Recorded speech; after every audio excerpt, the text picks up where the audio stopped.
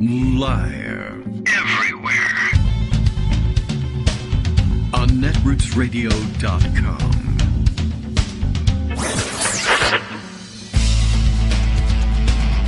David Waldman.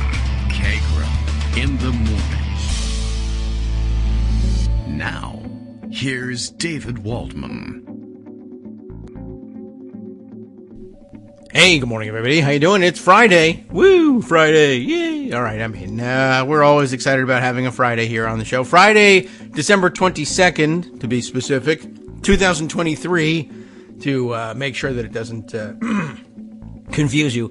Once every 7 years, this could be a Friday, December 22nd, in any number of years. So we want to differentiate it from the others. And, one of the, as I said in the morning post here, one of the clock-watchingest Fridays possible this or any year. A Friday ahead of a long weekend that culminates in the December 25th holiday.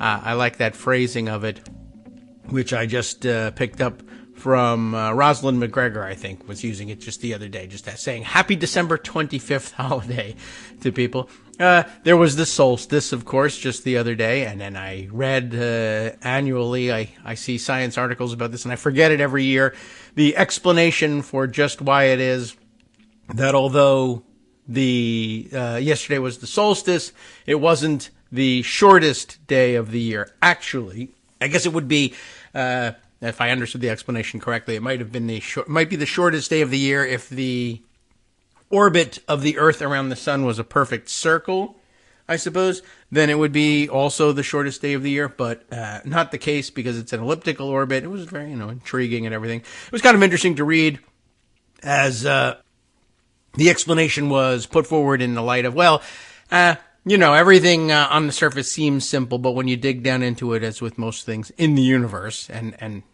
there they were, of course, being literal about space, but I guess everything in the universe is really like this, that if you dig down deep into it and you get to know the real governing rules of it, well, then it's a lot more complex than you think. I was just sort of wondering, like for a astrophysicist, I guess, is that who would be working on things like this? I don't know. But for them, it seems simple, and they can't really understand. Well, they understand why, but it's odd to them that other people can't grasp all of it when it's presented to them, which I imagine is similar to the feeling of thinking that, well, yes, you can hear Schoolhouse Rock tell you how bills become law, but that's not really it either. On the surface, yes, pretty simple, although actually on the surface it's actually kind of stupid as well, but when we dig down into procedural things, I don't know. I guess it'd be interesting to know whether that was a similar feeling. Like, just physics for physicists is just, there it is. I can see my path through it clearly. I've always wondered about this for mathematics or mathematicians. Like, how is it that you can possibly see your way through this, difficult and confusing subject and wonder where everybody else is going wrong? Some people just are like that. And I have wondered from time to time whether, is that how it is? Like, will a mathematician look at, procedural, legislative procedure or any kind of parliamentary procedure and say, this is impenetrable, it's ridiculous. The fact that there are people who can slice through it makes no sense to me. Well, that's why we should all hang out together on social media. It's why Twitter was such a valuable and interesting place until that other idiot guy. One of them here is podcasting for you. The other idiot of the universe, the other pole of idiocy, I guess. Elon Musk buying Twitter and ruining the place. It was such an interesting and unique space where, someone somewhere out there was reachable by you, was an expert in exactly what you're looking for. Of course, there were also 10,000 people who would enter into your replies insisting that they were experts in that. They had heard of that subject that morning and Googled a few things, and so I guess that was always there. But you were able to look past it so long as the place wasn't rife with Nazis. Oh well, it is now, so forget about it. But then also we are discovering other platforms being rife with Nazis. I guess we always knew that this was the case. I haven't followed the the latest round of battles over the platforming of Nazi writers on Substack, but my recollection is, wasn't that the case from the outset? I was always skeptical of Substack just sort of as a model, because my recollection was that in order to get off the ground, they were offering prominent voices some serious premiums in order to bring their writings to Substack, and that it wasn't a great selection of people. And I don't know, but then it sort of expanded, and lots of people who I think of as very valuable resources began to use Substack as a platform, and others, alternatives sprung up, etc. But now there's another backlash against it, and I guess they've had a hell of a time. The writers, the normie writers there, I guess, putting it to the Substack management, hey, you're platforming Nazis and you really shouldn't. And the answer was, yeah, that's our business model. And gee whiz, free speech or something like that. So I'll see if I can catch up on how that's been working in the last day or so. Okay. Well, my attempts at getting the saltwater gargle to clear things up have kind of backfired on me somehow. Ordinarily, it works pretty well, but this was really salty today. I overmixed it with the salt and woo, boy, and produced a powerful reaction in getting ready for the show, and now I actually feel worse.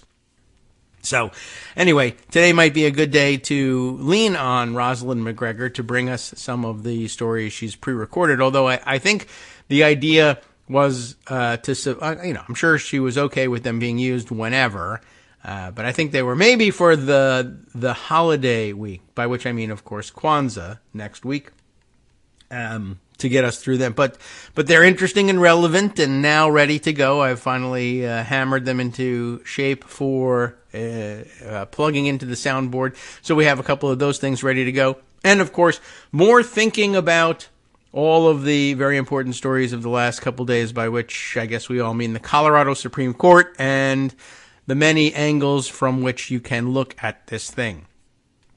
And there are several. Let's see. There are, there's a bunch I wanted to share with you. And then, let's see, I also put away a number of things for myself that I thought, well, maybe we'll get around to sharing, depending on how the day goes. Let me begin, though, why not, with Greg Sargent, who implored all to read his very important thread on Blue Sky, and maybe elsewhere, about the, not so much focused on the Colorado finding as the 14th Amendment concept in its entirety. Well, Section 3 anyway, in its entirety.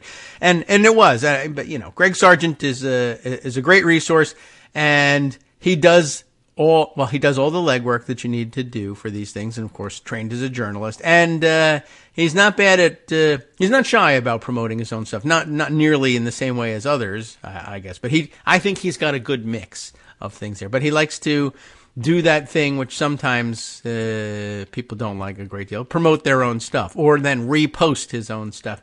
But he has a pretty good sense of when he's done something important. And I thought this was a good summation of things.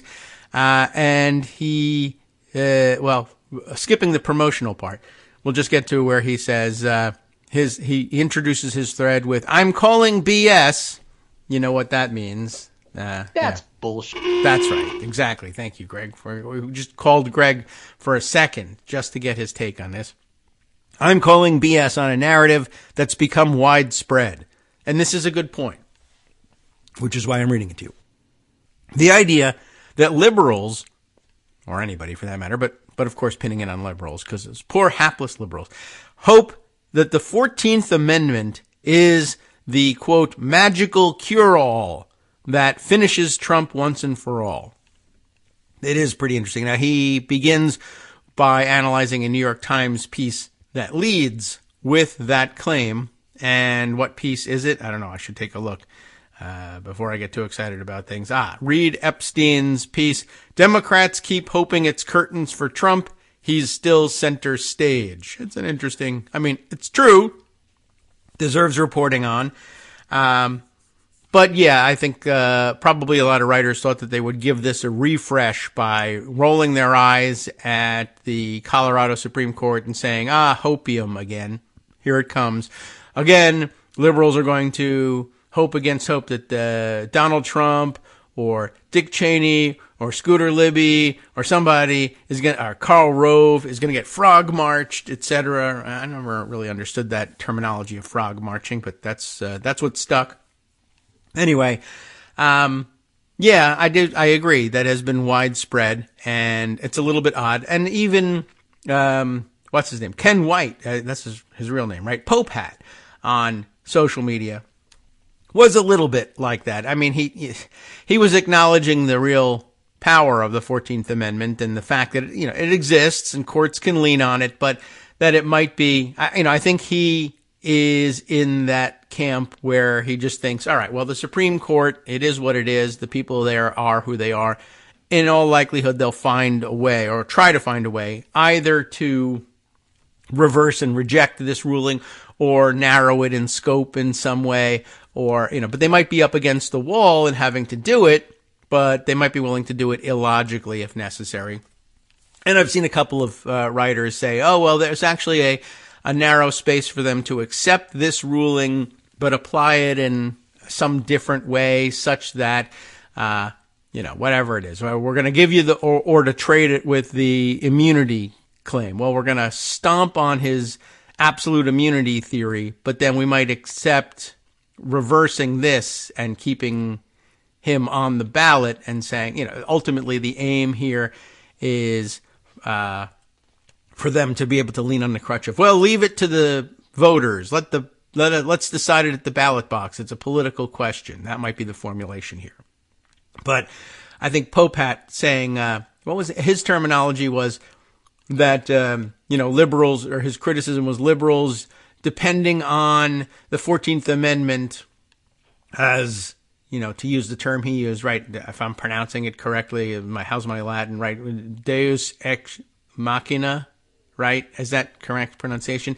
But I understand the terminology. I don't say it aloud very often. I read it all the time. People are always using that. But that rubbed me the wrong way a little bit there too. Like, I see what you mean. Like, for most people, I guess, for them to have just discovered the 14th Amendment, and I'm not like a 14th Amendment scholar or anything, but I'm aware that it was there, and you study it pretty thoroughly in constitutional law for different reasons, usually not Section 3, but it's the other sections, and it's 14th Amendment is a pretty big deal in law school. It's the mechanism by which it's actually in modern jurisprudence, the mechanism by which its due process clauses are used to apply the entirety of the Constitution now at this point, but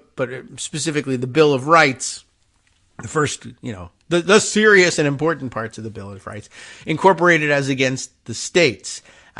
It was always the case, of course, that they were meant to curtail the powers of the federal government, but it wasn't entirely settled that they would also apply to the state government. But in the modern era, they've interpreted the various sections of the 14th Amendment to mean, among other things, besides just what's written there, that it's logically required that the restrictions of the Bill of Rights apply against state governments, even though it doesn't say that anywhere in the Constitution. I guess specifically, we'd be talking about where? Well, what section are we in here? Well, Section 1, all persons born or naturalized in the United States and subject to the jurisdiction thereof are citizens of the United States, and the state wherein they reside, not that part so much, but no state shall make or enforce any law which shall abridge the privileges or immunities of citizens of the United States, nor shall any state deprive any person of life, liberty, or property, remember that phrase, without due process of law, nor deny any person within its jurisdiction the equal protection of the laws. And that's been used to sort of bootstrap the rest of the Constitution. Well, see, now for the first time, it's been made explicit that this applies to state governments, and it has to be that way because a bunch of rogue state governments said it wasn't, and we had to fight a war, and we won that war, and now you have to listen to us. The childish way of putting it. But also, hey, freedom and liberty, right? Serious concepts. Anyway, so yeah, you got the sense that the 14th Amendment was a fairly serious undertaking. And Deus ex machina, I don't know about that. Like, does it really appear from out of nowhere and just magically solve problems? They prosecuted a 4-year civil war, the bloodiest conflict the country had ever seen, killing some enormous percentage of the population, and assassination of a president, and my goodness, there seems to have been a lot of work behind that. And then, of course, followed up by the totally frivolous and very breezy process of ratifying 3 new constitutional amendments. I guess just one if you're only talking about the 14th. But, I mean, it's no easy thing. And, I mean, didn't we do the legwork on this? I mean, 4 years of war, reconstituting the country, almost literally, since we're talking about the Constitution, amending the Constitution, supermajorities required, etc. Sort of seems like maybe the opposite of Deus ex machina, but maybe I misunderstood the concept. All right, let's see. That was all by way of preparing the stage for Greg Sargent. Remember him? Yeah, he was going to tell you some important stuff.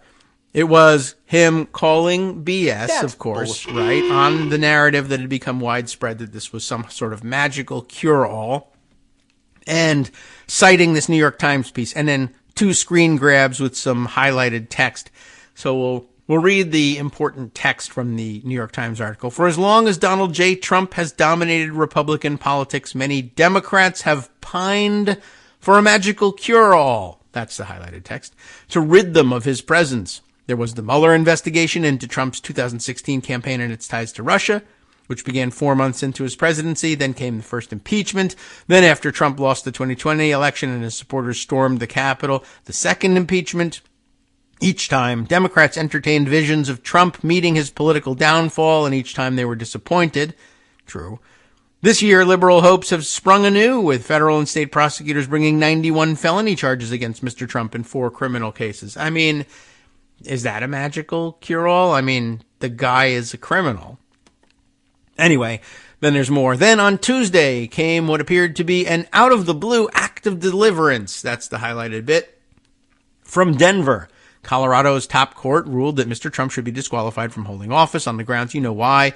Once again, Democrats find themselves looking toward American institutions to stop Mr. Trump, whom they view as a mortal threat to democracy. And for many, it may be more pleasant to think about a judicial endgame that stops Mr. Trump than envisioning the slog of next year's likely rematch against President Biden.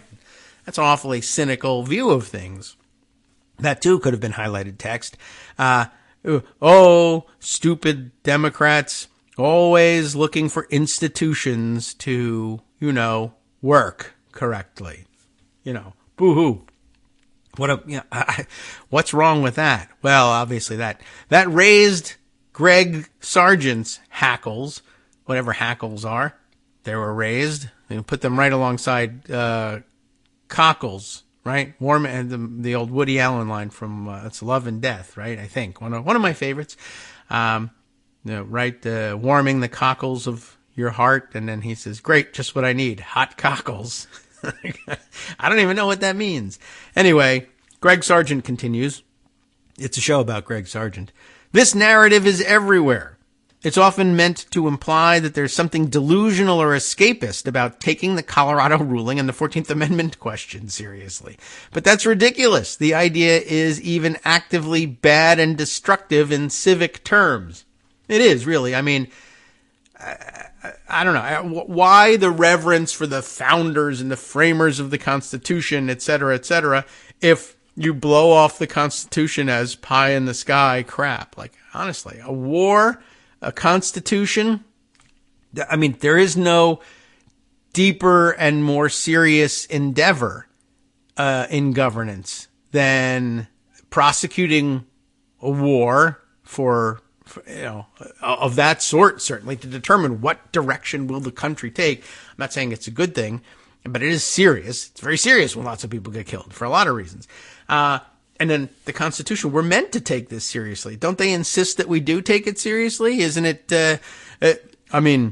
taking it seriously to use the weird Gothic lettering that they use for inscribing the Constitution and tattooing your forearm with "We the People" in large type like that, as weirdo patriots do from time to time? I've seen that. Anyway, the narrative is everywhere, meant to imply somehow that this is all deeply non-serious, but that's very dangerous. People saying this have many motives. Some leftists suggest Dems feel they can't beat Trump electorally and want to avoid owning their own political failures. Some on the right imply liberals want to evade reckoning with the authentic populist underpinning of Trump's support. All this is absurd. Liberals/Dems organized and beat Trump and his movement in 3 straight national elections. Parenthetically noting that in 2022, it's a little bit mixed, but still. Sneer about the resistance all you want, but on-the-ground organizing has been central to the story of Trump's defeats. There is nothing inherently escapist in taking the 14th Amendment question seriously. Really, why not? I mean, what's escapist about analyzing the applicability of the Constitution to anything? Many liberals fully recognize the need to defeat Trump politically while also wanting the law and the Constitution to apply to Trump. These positions are, in fact, perfectly consistent with one another. Whether Trump committed insurrection under the Constitution and what to do about it is obviously a legitimately contested question. Ironically, the real evasion here is declaring he self-evidently didn't commit insurrection and then hand-waving this away as a settled matter. I think that's correct. I agree, he says. Can you believe this? I agree with Jonathan Chait, at least in part, that ruling Trump invalid could produce dangerous consequences. That part, I guess, is probably true. Yes, it's possible this case isn't unambiguous enough for such a fraught step. That's true. And then, I guess things have been disrupted. Your threading is still not great on Blue Sky. So it, diverges into comments at this point, but now to get back on track. But this alone can't settle the question. No one can honestly read remember this one? The Baud, I don't know how he pronounces it, Baude, Baud-Paulson paper. These are the two conservatives who sort of helped for the breakthrough moment on the 14th Amendment cases and wrote about it, saying, this actually is pretty applicable and it's pretty hard to escape, in fact, logically speaking, anyway. But this alone can't settle the question, the idea that, this could be a fraught step. No one can honestly read the Baud-Paulson paper and deny Trump really might be disqualified under a reasonable reading of history and the law. This is inconvenient because it means there's no easy civic answer to this matter. It's said loss of faith in institutions gave us Trump. But as Brian Beutler notes, a SCOTUS ruling for him would arguably undermine its institutional integrity. MAGA voters' feelings can't be controlling here. And here a link to Brian's piece, disqualifying Trump from the ballot is required. Might be interesting to review a little bit of that. But Greg Sargent continues, indeed, as Dahlia Lithwick notes, the Colorado court's handling of this matter has arguably demonstrated more institutional integrity than SCOTUS itself has been showing of late. That, of course, being the argument that essentially the Supreme Court is working as a gimmitarian Republican body. We have political ends and we want to get there. Give me, I'll invent the logic to conclude the way I want to.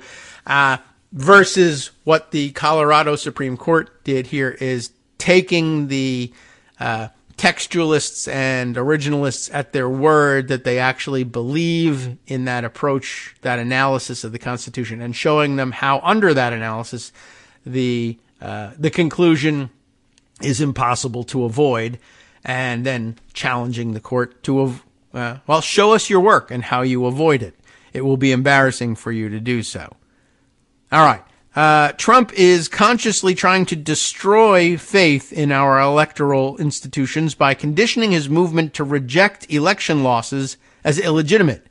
It's perverse to argue that the way to restore faith in our institutions is to let Trump try to wreck them with impunity. That, too, is a good point. Elections and democracy require underlying rules of political competition. Those rules are often litigated by courts.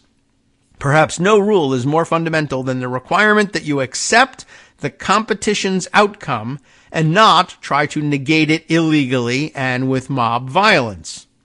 Aren't there civic dangers in not enforcing that rule? Any serious reckoning with this matter requires grappling with those dangers, too. Failing to factor them in as well deprives the American people of the debate they need. I don't claim to know the right legal answer here, and yes, SCOTUS will probably find a legal rationale to side with Trump, but nonetheless, dismissing all this as self-evidently an easy call simply won't do. Our institutions might even benefit from wrestling with the question of whether Trump's efforts to destroy our system disqualify him from seeking such awesome powers within it. Our system can handle this. That's, maybe. It's a reasonable assumption to start with, I guess, as a traditionalist. All of this is to say that expecting the courts to apply the law and Constitution to Trump is not a negation or evasion of democracy. It's an affirmation of it. This position holds that American democracy is good, and as such, its rules must be upheld. Trump rejects that principle at its very core. If the courts legitimately determine Trump committed insurrection, which is at least arguable, and effectively conclude the prohibition on trying to destroy lawful constitutional government invalidates his candidacy. Hi, I'm Scott Anderson, the guy that writes the daily summary for this show, Kagro in the Morning. Thank you to everyone that supports this show.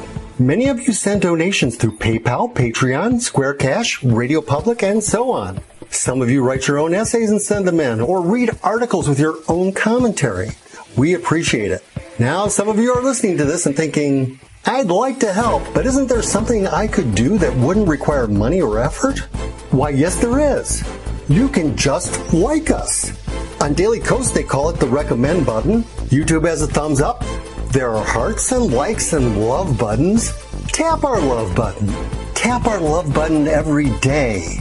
Share our shows and summaries on Facebook and Twitter, YouTube and iTunes, Stitcher and Amazon. Most of these places allow you to write a review, so a sentence or two would be great. Recommend us to social media, or tell your friends to listen to the show. You aren't just helping us, you're helping them find their new favorite thing to listen to. You could change the world. So thank you in advance from me and everybody else in the world.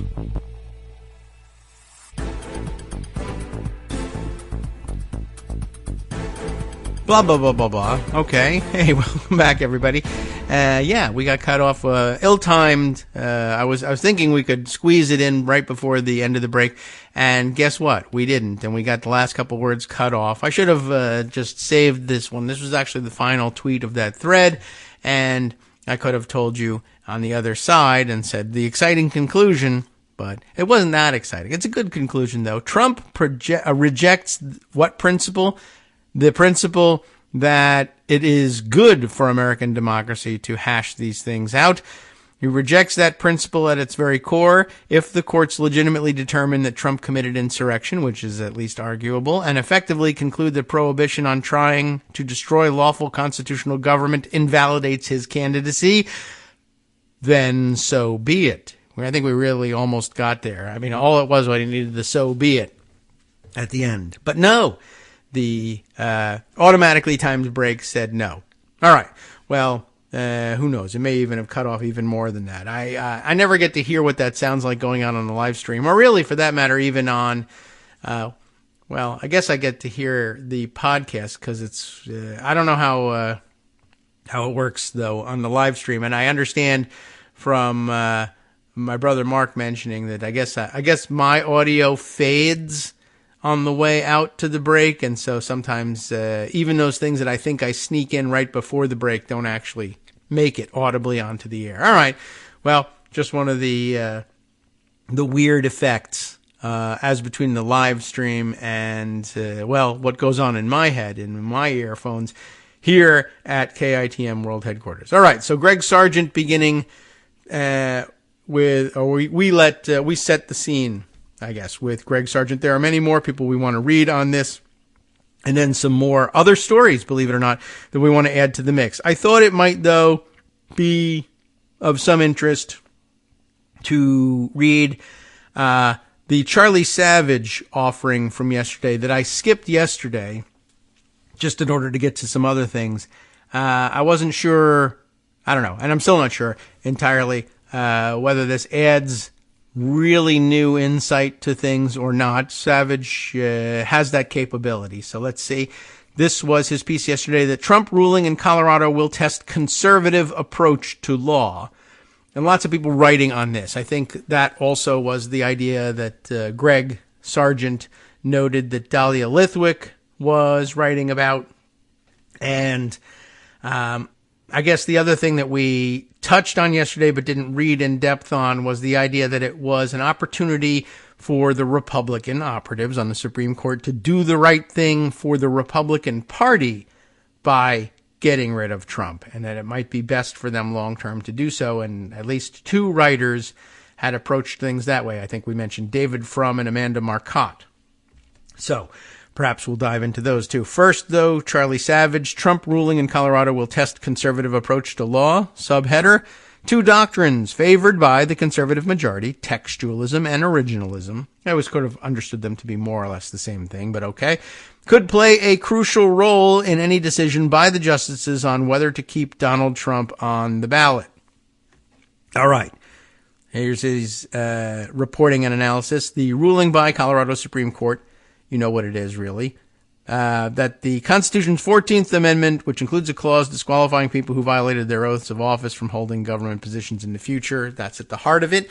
Trump has vowed to appeal to the Supreme Court. Of course, not surprising. It is dominated by a supermajority of 6 justices who emerged from the conservative legal movement, which values methods of interpretation known as textualism and originalism. Under those precepts, judges should, they believe, interpret the Constitution based on its text and its publicly understood meaning when adopted, over factors like evolving social values, political consequences, or an assessment of the intended purpose of the provision. Which really, the intended purpose of the provision is actually, I don't see that as incompatible with textualism or originalism, really. I think that should be at the heart of it, but I don't know. For some reason, weirdly, they disagree with that. And then there is, of course, the more Sandra Day O'Connor-ish, at least originally and in concept, her approach to jurisprudence and many other justices. It's just that Greg Dworkin mentioned O'Connor in that context just the other day. But taking a more overtly social political view of things. This is really where society needs us to come out on this thing, and let's find or invent a legal precept to make that happen. That's not such a bad thing either. Holding the society together. Well, we ought to think about that. That should be a consideration. It's actually not a dissimilar thing to the idea of being invested in the court's legitimacy and legacy, as John Roberts likes to view things, right? I mean, it's a social and governmental institution. In order to keep it propped up so that it in turn can keep propping up society, you have to maintain the institution. And sometimes that means losing once in a while on something that you might politically wish was the case. But there are more gimmitarians on the court these days than there are institutionalists on the Republican side of the ledger. Anyway, some of the major questions raised by the ruling, Savage continues, like whether it would need an act of Congress to take effect, as well as the power of a state court to decide whether I should read this differently. Some of the questions raised, like whether it would need an act of Congress to take effect, as well as the power of a state court to decide whether a federal candidate is qualified, do not turn on interpreting the clause's text, but here is where textualism and originalism may come into play. Ready for this? Okay. What is the disqualification clause is question one, or at least the section header here. The 14th Amendment was adopted in 1868 as part of the post-Civil War Reconstruction era to deal with the problem of former Confederates holding positions of government power. Its third section disqualifies former government officials who have betrayed their oaths from holding office. Specifically, the clause says that people are ineligible to hold any federal or state office if they took an oath to uphold the Constitution in one of various government roles, including as an officer of the United States, and then engaged in insurrection or rebellion against the United States or aided its enemies. The clause also says a supermajority vote in Congress could waive such a penalty. According to a Congressional Research Service report, a criminal conviction was not seen as necessary. Federal prosecutors brought civil actions to oust officials who were former Confederates, and Congress refused to seat certain members under this clause. Congress passed amnesty laws in 1872 and 1898, lifting the penalties on former Confederates, which is why, I guess, or part of the reason why people sometimes argue, well, the 14th Amendment was really meant to apply only to Civil War era activity. The Amnesty Acts kind of ended it anyway, and its effects are no longer prospective for future insurrections. But I remind you that in 1909, some 10 years or so after the second amnesty law, Congress went ahead and codified the insurrection law in 18 U.S. Code 2383 that we were talking about yesterday. And there's really no reason to believe that they would have codified it if they really meant for the 1898 amnesty to be the end of things. Anyway, second section here, is the president an officer of the United States? That's the dumber part of the whole thing, right? Mr. Trump is unique among American presidents. He has never held any other public office and only swore an oath to the Constitution as president. That raises the question of whether the disqualification clause covers the oath he took. I mean, come on. While as a matter of ordinary speech, a president is clearly an officer of the United States, there is a dispute over whether it excludes presidents as a constitutional term of art. In 2021, two conservative legal scholars, Josh Blackman of the South Texas College of Law, Houston, and Seth Barrett Tillman of the National University of Ireland, Maynooth. I'm not sure I'm pronouncing that right. It's spelled like Maynooth, but who knows how they might pronounce it in the Irish dialect. Anyway, together they published a law review article about the clause, arguing on textualist and originalist grounds in 2021 that a president does not count as an officer of the United States. Among other issues, they focused on language about officers in the original Constitution as ratified in 1788, including language about oaths that can be read as distinguishing appointed executive branch officers from presidents who are elected, though not directly. I want to point that out. Last summer, two other conservative legal scholars, William Baud of the University of Chicago and Michael Stokes Paulson of the University of St. Thomas, mentioned by Greg Sargent, posted a law review article that invoked similar methodology, but concluded that Mr. Trump is ineligible for the presidency. Essentially, all the evidence concerning the original textual meaning of the clause pointed in that direction, the scholars argued. Among other things, they wrote that phrases like officer of the United States must be read sensibly, naturally, and in context, without artifice, that would render it a secret code loaded with hidden meanings. And I think that's definitely something you want to keep in mind in interpretation, right? The idea that there was some secret hidden meaning that only the founders realized and that generations thereafter would be baffled by, but only to be revealed by the textualists, the soothsayers of the Supreme Court. Yes, they meant that everybody but the president is an officer of the United States. Come on. In an earlier phase of the Colorado case, a lower court judge had ruled that the clause does not cover presidents and so rejected removing Trump from the ballot. In finding the opposite, the Colorado Supreme Court also cited evidence of people in the immediate post-Civil War era discussing the president as an officer of the government, while focusing on ordinary use of the term rather than treating it as a term of art. That probably by itself could fill an entire show, but we'll move on. Were the events of January 6th an insurrection is the next question. The question of whether insurrection aptly describes the events of January 6th is another topic of debate, although it was not a major disagreement among judges in Colorado, because, of course, they wore T-shirts to the event that said Civil War. That wasn't really it, but close. Some critics of Mr. Trump used that word to describe how a pro-Trump mob overran the Capitol in an attempt to block Congress from certifying President Biden's Electoral College victory, and it's a good description.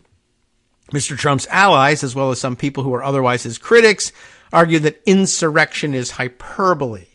I mean, I don't know, man. They smashed windows. They had to shoot one of the people that was breaking in, and the clerks of the Senate, the employees of the Senate Secretary's office, had to run away with the electoral vote certificates and hide them because it was obvious that the mob was going to smash their way onto the floor of the House and Senate and presumably try and grab those papers and destroy them. That was the worry. Now, of course, we understand that there were duplicates elsewhere, but I mean, I don't know how else you describe this. They smashed their way. They made it all the way to the floor of both houses, built a gallows outside, smashed the windows, hunted for the constitutional successors to the presidency, the Speaker of the House, the Vice President, the Senate President pro tem, etc.,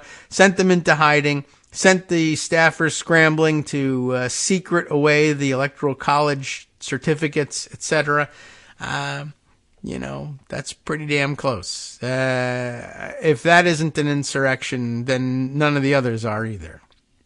But okay, the Constitution does not define the word. While it was written after the South's armed rebellion against the Union, its text does not limit its scope to participation in events of a comparable scale. And surely they would have had the other rebellions in our history in mind. Shays Rebellion, the Whiskey Rebellion, those being the post-revolutionary rebellions. Reminded the other day by, was it Athena 5000 sending me a link to about, was it Bacon's Rebellion, a pre-Revolutionary War, 17th century rebellion, I think. But, they were aware of many. It wasn't just the Civil War they could have had in mind there. A federal statute allowing presidents to use troops to suppress insurrections discusses unlawful obstructions, combinations, or assemblages, or rebellion against the authority of the United States. That makes it impracticable to enforce the laws of the United States in any state by the ordinary course of judicial proceedings. Sounds like it fits. The Colorado Supreme Court's 4-justice majority found that the events were an insurrection, and that issue was not the basis of any of the 3 dissents. The lower court judge who had rejected the lawsuit on the grounds that the president is not an officer of the United States had nevertheless found that the events of January 6th constituted an insurrection. Next up, has Trump engaged in insurrection? Even assuming the events of January 6th were an insurrection, there remains the question of whether the actions of Mr. Trump, who did not himself storm Congress, amounted to engaging in an insurrection against the government or giving aid and comfort to its enemies. Yes, they're very special. He loves them. Go home in peace. The House, but there's more than that, of course. The House committee investigating Mr. Trump's attempts to subvert the 2020 election concluded that the events met the standard of an insurrection and asked the Justice Department to consider charging him under a law that makes it a crime to incite, assist, or give aid or comfort to an insurrection. And by the way, it is linked here. This will come as no surprise to you because you've been listening. and you're smart and you remember things. So when it says here, it's linked. The House Investigative Committee, the January 6th committee, made a recommendation to the Justice Department to consider charging Trump under a particular law that is relevant here. And wouldn't you guess that it's 18 U.S. Code Section 2383? You should, because it is. And yeah, I don't know whether he has been charged under that, but he certainly should be. And I wish that Jack Smith would add that to the roundup if he hasn't. I really, you know what, offhand, I'm not positive that he hasn't. But at any rate, the panel cited his summoning of supporters to Washington on January 6th, the fiery speech he delivered to them as they morphed into a mob, how he refused for hours to take steps to call off the rioters despite being implored to do so by aides, and an inflammatory tweet that he sent about Vice President Mike Pence during the violence.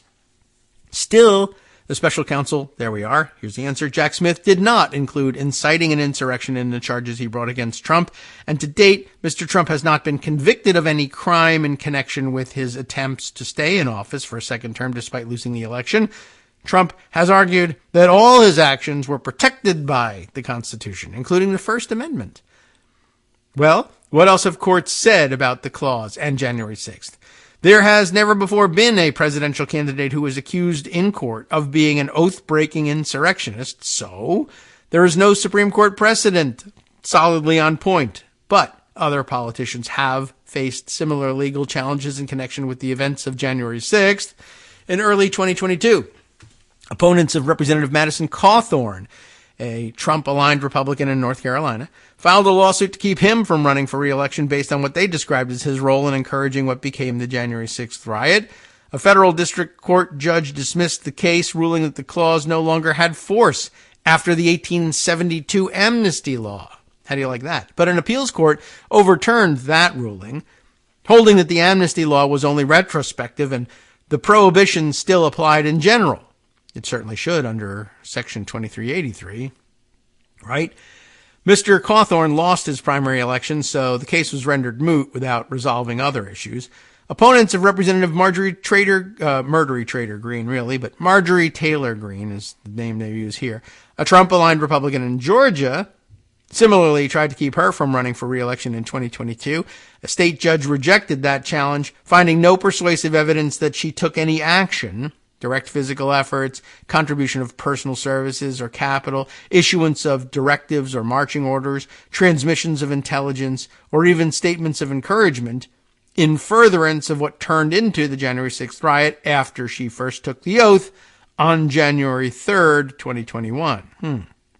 That's interesting. Because remember, all of her plotting with the White House took place before she took that oath. That's an interesting point. And in September of 2022, a state judge in New Mexico ordered Coy Griffin, a commissioner in New Mexico, Otero County, removed from office under the clause. Wow, right. Remember that one? I do. Mr. Griffin had been convicted of trespassing for breaching the Capitol as part of the mob. The judge ruled that the events surrounding the January 6th riot counted as an insurrection and that Mr. Griffin's role in the matter rendered him constitutionally disqualified from serving.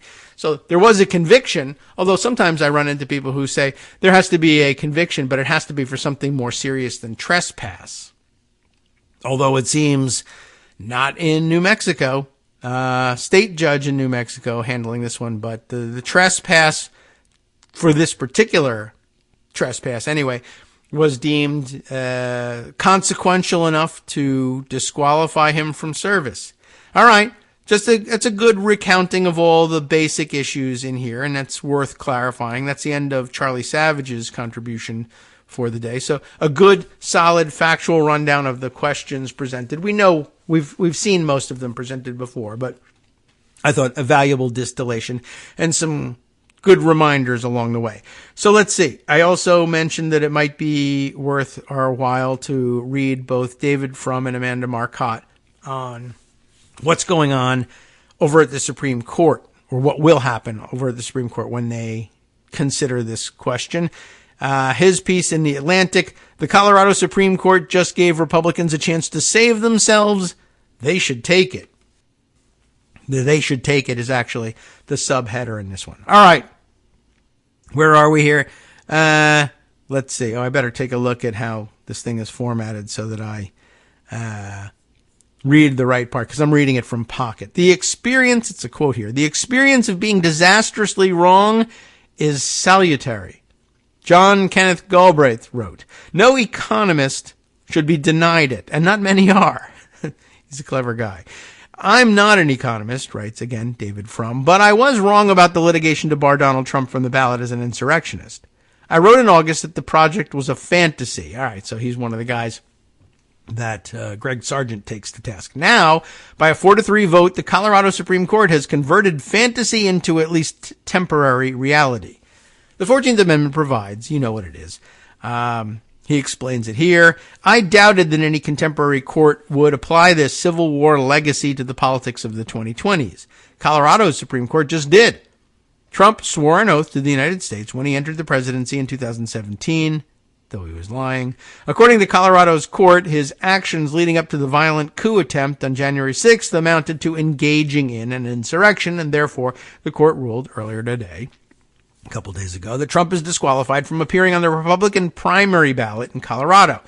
The Colorado decision is not the final word. The Colorado Supreme Court is the ultimate word only on Colorado law. In this case, however, the Colorado court is interpreting a federal constitutional amendment. Its decision can and will be appealed to the U.S. Supreme Court. The U.S. Supreme Court, by the way, doesn't necessarily reject the notion that it is, in fact, the final arbiter of state constitutions as well from time to time. But all right. But the possibility of one more judicial appeal does not diminish the drama of just what just happened or the political potential. The big winner from the decision is not Joe Biden. The Colorado Supreme Court decision is not about the general election in November 2024. Sort of. It's about Colorado's Republican primary. If the decision stands, the principal beneficiaries will be Trump's Republican rivals, one of whom, Florida Governor Ron DeSantis, one of whom. And then they list a bunch of them. Okay, so one of them, whether it's DeSantis, Chris Christie, Nikki Haley, Vivek Ramaswamy, and not the others who I guess are no longer in it, will win Colorado's delegates to the National Republican Convention. If the decision is extended to other states, one of that roster will win those delegates too. The U.S. Supreme Court now has the opportunity, though, to offer Republicans an exit from their Trump predicament in time to let some non-insurrectionist candidate win the Republican nomination and contest the presidency. The Colorado court has invited the U.S. political system away from authoritarian disaster back to normal politics, back to a race where the Biden-Harris ticket faces more or less normal opponents rather than an ex-president who openly yearns to be a dictator. I personally didn't expect such a possibility to open, and I worried about the risks that accompany this possibility. Will pro-Trump voters accept the legitimacy of court actions against their candidate? But the timing of this case mitigates the risk. The Colorado Supreme Court harshly condemned Trump personally. It ruled him an insurrectionist, in effect a traitor. It joined his name to the roster of Confederate rebels whom the authors of the 14th Amendment wanted to ban from politics. At the same time, that court offered emancipation from Trump to Trump's party. The polls seem to indicate that Americans' preferences for 2024 stack up as follows. Trump will probably lose to Biden, but almost any other Republican would likely beat the current president. Until now, Trump supporters have been protecting Biden from his own weakness by insisting on nominating an even weaker alternative. Republicans who want to win in 2024 were just delivered a big favor if they will accept it. A state Supreme Court ruling that their weakest general election candidate is disqualified from running in the primaries, where his too loyal base is emoting, not thinking. If upheld by the Supreme Court, the Colorado court's decision might yet save the GOP from itself. Will the GOP consent to be rescued? Will they take yes for an answer? Since Trump made his comments about wanting to be a dictator for a day, some Republicans have argued that there's nothing to fear because the institutions will stop him, even though I thought that was fantasy. I was told at the beginning of the show that was fantasy by these people. The military won't obey the illegal orders Trump has said he'll issue. The Department of Justice won't prosecute the authoritarian cases Trump says he wants to bring. For those Republicans, here's your chance.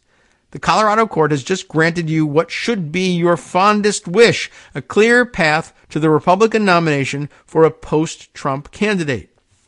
Christie, Haley, even the boorish DeSantis would all be more constitutional presidents than Trump, and Haley especially, he's going to sell her here, would likely prove herself a more compelling candidate. That was garbage. Until now, Trump's Republican rivals have shown themselves too scared to fight and too weak to win. The question ahead, are they too scared and too weak even when the win is presented to them by the courts? The immediate reaction of many of them was, as usual, to cower and truckle, to take Trump's side against their own. This is their last exit. If they drive past, there will not be another before the primaries finish. The present Supreme Court is highly attuned to the wishes of conservative America. If the conservative majority senses permission from Republicans to save Republicans from themselves, they might do it. If they sense a veto from Republicans, they may not. What is said and done in the next days and hours may matter a great deal, which is, I guess, why we're spending so much time on it. If Republicans want rescue, they must stop pretending they object. Interesting, to say the least. Now, a similar sentiment, as I said, expressed by Amanda Marcotte, which, of course, we'll have to wait until after the break, because I definitely can't fit her whole article in here now. But just to give you a teaser before the music and then before the break, booting Trump off the ballot isn't just legally correct, it's the smart move for the Supreme Court. This is one of those rare situations where what's good for the country is also good for the GOP. I love saying the GOP, even though it confuses people. That's Amanda Marcotte's title and subtitle. Shall we give you a teaser of the opening paragraph? I think we can fit that in before we duck out. Let's just get this out of the way up front. In fact, let's get this out of the way up front. If Donald Trump is removed from enough state ballots that one of the also-rans vying for the Republican nomination gets to run for president instead, there's a risk that President Joe Biden loses in November. Same premise as From, essentially. So how will she differentiate herself from From? Stay tuned. All right, welcome back now to the Kagro in the Morning Show here on Netroots Radio. Yes, by the way, I've gotten reminders via social media from the mighty OCD of the next big story of the day, which really I could easily have been the lead story of today. I do hope to get to it, but yes, and they picked exactly the right headline over at Crooks and Liars. I don't know if that's the selection I will use to illustrate it, but they used the right headline. The Lordy, there are tapes. Yeah, there's the emergence of a new tape of Trump getting on the phone with state officials and basically saying, do the crime that I'm asking you to do in November of 2020. Very similar, I guess, in style and substance to the December calls to the Georgia officials that landed them in hot water the first time. But we definitely want to examine some of that. But first, more on the Colorado thing, which is just pie in the sky, which is why everybody's talking about it. It's as real as anything else. All right, well, let's see. Does Amanda Marcotte have something different to say about this? You would hope so, although it would be very curious if it just turned out to be essentially the same as what David Frum had to say. All right, so where were we? The same premise, hey, if you just get rid of him, another Republican might actually be able to beat Biden, so give it a shot. All right. I mean, that's not my favorite reason, but all of those never-Trumpers that we thought were our buddies will abandon the resistance so fast it will make Democratic heads spin. That's borrowing from Trump himself. And the MAGA types could be so angry about losing, dear leader, that they will rush to the polls and vote as hard against Biden as possible. Or maybe the opposite will happen. Trump will whine, cry, and blame whoever gets the nomination, convincing enough MAGA types to sit the election out in protest, thus handing Biden an easy victory next fall. Well, that would be better. The reality is we're facing a situation we've never seen before in the United States. A shameless insurrectionist is running for president while under 91 felony indictments. To add to this historic situation, the Colorado Supreme Court on Tuesday banned Trump from appearing on the state's Republican primary ballot. The 4-3 decision allows follows the clear language of the Constitution's 14th Amendment. You know why. Yet, anyone who thinks they know how this will play out over the next 11 months is kidding themselves. The one thing that is dead certain, however, is that the Supreme Court justices would be fools not to uphold this decision. Banning Trump from the ballot in all states, not just Colorado, is clearly what is called for by the Constitution. It takes a Herculean effort. I always found that pronunciation odd, but of feigned stupidity to pretend otherwise. The language of Section 3 of the 14th Amendment, which was written to bar congressmen who joined the Confederacy from trying to pretend that all the Civil War business never happened, is not vague. It's quoted here. You've read it before. Even people who want to play word games and quibble wars over Trump's role in the January 6th insurrection and the weeks prior, where he plotted to overthrow democracy, will struggle with that one. It doesn't say convicted of insurrection. It doesn't say you had to be the leader. You merely had to engage. So even if you want to pretend Trump wasn't the leader, he was engaged in the coup in every way, from the fake electors plot to the part where he egged on rioters who were threatening to kill his own vice president. Those actions constituted overt, voluntary, and direct participation in the insurrection. The Colorado Supreme Court wrote in its decision, no one is going to accuse the 6 Federalist Society justices of the Supreme Court of being bound by the clear letter of the Constitution. As the public has started to realize in the wake of the Dobbs decision and the slow drip of billionaire sugar daddy scandals, the main thing the conservative justices care about are pushing their right-wing ideology, helping out the Republican Party, and complaining about people who find their corruption unseemly. So, fine. If they don't want to do it for the country or the law, then here's an idea. Conservatives of the Supreme Court, do it for yourselves. Clearing the way so that DeSantis or Haley can win the nomination solves a lot of problems for the perpetually churlish Republican appointees to the Supreme Court. And it's not just because it means they never have to talk to Donald Trump again, which seems reward enough. For one thing, it relieves their beloved Republican Party of the squawking orange albatross around its neck. He may be up in the polls now, but history shows that Trump and his election denialism have caused the GOP to underperform in every single election since 2016. Plus, he may be on trial or even convicted by the time November rolls around, neither of which will likely help him in the election. Think of it this way. Trump isn't up in the polls. It's even more that Biden is down due to a general malaise and economic complaints from voters. Another Republican would do just as well, and certainly almost certainly better, if SCOTUS loves the GOP. Cutting Trump loose is simply the safe move. The justices would also be wise to think about what they want life to look like after the election. If a Republican wins, wouldn't it be so much better for them if it was anyone but Trump? As multiple outlets have extensively documented, Trump's goal when he gets into office is to break the law left and right to enact his agenda. The result is that there will be a veritable ocean of Supreme Court cases. Right? Like we said the other day, they're never going to get rid of this guy. As the ACLU and other pro-democracy groups will file a lawsuit in response to every single boundary-crossing executive order Trump signs. You have a choice, justices. The next few years of your life can be defined by billionaire-funded fishing trips and arcane tax lawsuits no one cares about, or it can be taken up by case after case about Trump and his transgressions. Just as a matter of personal comfort, pick the former. Plus, there's a not small chance that Trump Part 2 decides that the Supreme Court does not bind him and just flat out rejects court decisions he doesn't like. If they don't want to see their power even more eroded, the justices should rid themselves of the Trump problem. As an added bonus, it would probably do much more than it should to quell the rising tide of hatred of the Supreme Court if they just once actually did the right thing.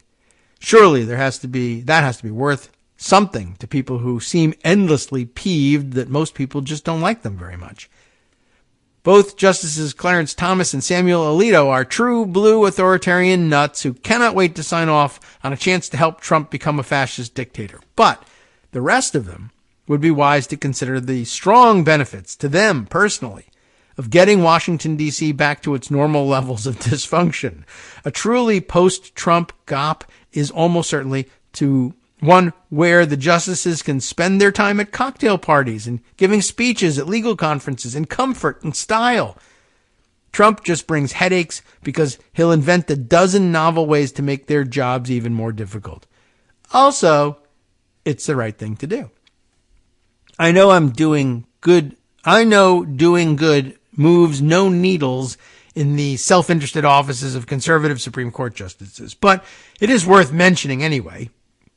What January 6th should have proved above all other things is Trump is a danger to everyone, not just Democrats or queer people or immigrants or women. The second he thought it might give him a shot at illegally grabbing power, he sent a murderous mob to the Capitol, threatening the lives of everyone, not just Democrats. His violent rhetoric and delusions of grandiosity are only rising. I personally don't relish the idea of a President DeSantis or a President Haley, like I imagine the Republican justices do. Just don't tell them Biden may still win. But even though the other GOP candidates suck a lot, they probably aren't going to make a run at overthrowing democracy. Well, DeSantis might. Or using extra-legal violence against perceived enemies. And Ramaswamy might, I guess, as well. If Trump gets the White House again, however, he will not hesitate to use his power to harm anyone his paranoia tells him has crossed him, regardless of party. Even the justices Trump appointed must know that he wouldn't piss on any of them if they were on fire. Just get rid of them, Supreme Court justices. You know, deep down in your hearts, it will be a lot nicer for you when he's gone. All right. I mean, I do think that that's a different point offered, at least some of them, from David Frum's, or at least maybe a similar point differently framed. All right. It's time to, I don't know, I guess at this point we'll shift. We may end up back on Colorado in some way because there's a lot of writing on it. But at this point, got to bring you the big news of the day. There was, as Mighty OCD pointed out, a piece in Crooks and Liars. I have set aside here the more straight news version of it from the Detroit News, although I would like to take a look at, well, I would take a closer look at what's at Crooks and Liars, but for all the pop-ups that get in the way. It's a little bit annoying. But they make it short and sweet. Do we want the detailed version? Why don't we start with the short and sweet for a number of reasons. We're fans and friends of the folks over at Crooks and Liars. And of course, we should express proper appreciation for Mighty OCD for sending this over by reading this thing. Lordy, there are tapes Trump recorded pressuring two Michigan GOP voting officials. And hey, no one loves this as much as Rosalind McGregor out there in Michigan, although we usually focus on Ottawa County, and this is different. But, statewide, the Republicans there are pretty nutty. And wait till you hear her stories about that. Anyway, how many other recordings are there of 45 trying to tamper with official election results? That's a good question. It's been years, and there's still tapes only now coming to light. That really is something.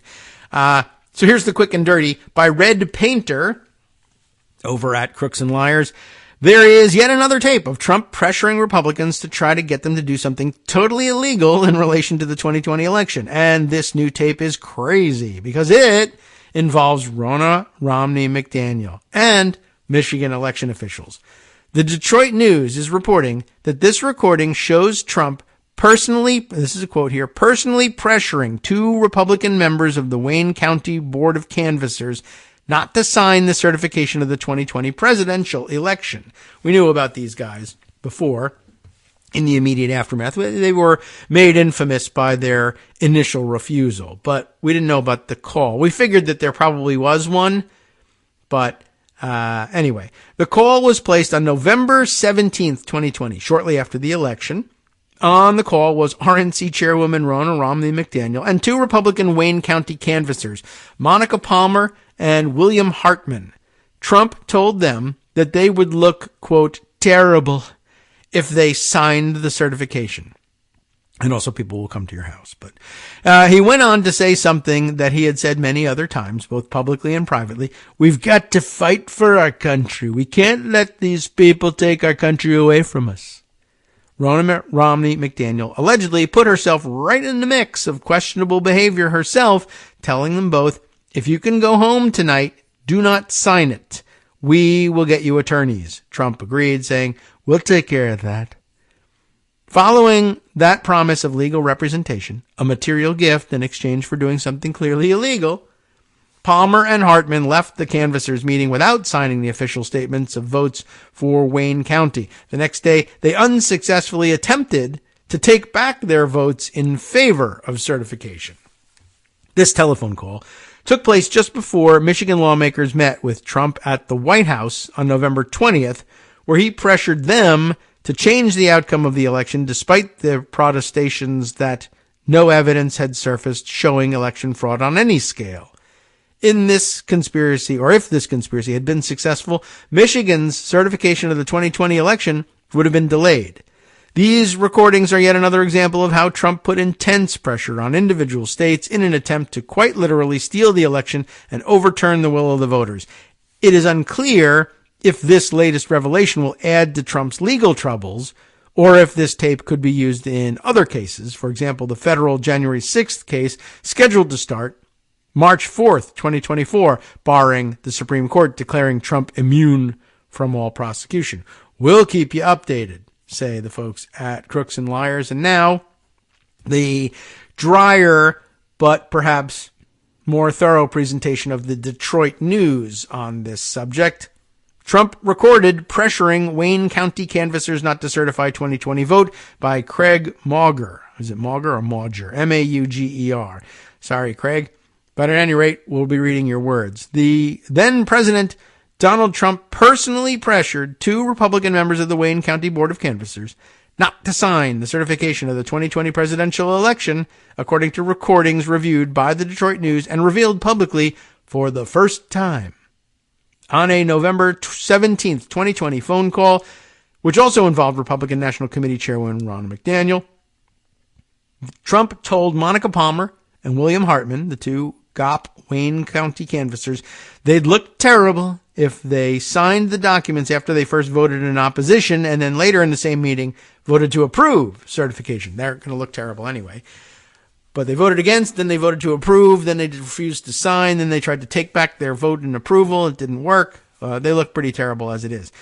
But they would look even more terrible if they didn't do his bidding. And, well, he tells them what? We've got to fight for our country, right? We can't let these people take our country away from us.